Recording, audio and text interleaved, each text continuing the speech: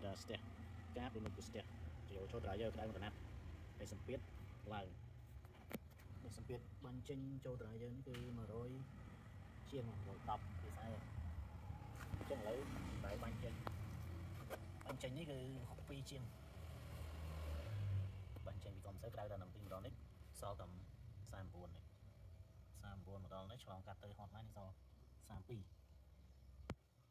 ចាយើងកាត់កាបtrong từng cái này rồi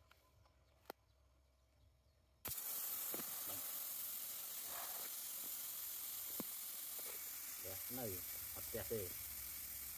đấy đi ọt xe cái này ban trên không này ba cái phòng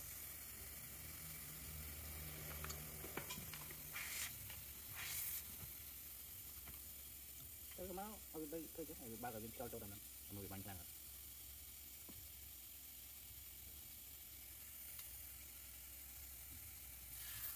rồi những con xe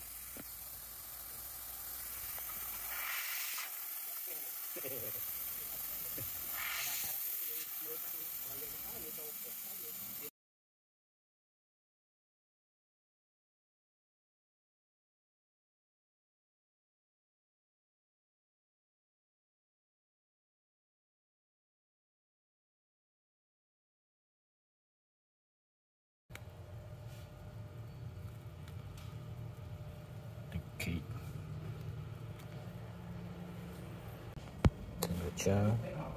fridge room freezer room minus 20 now okay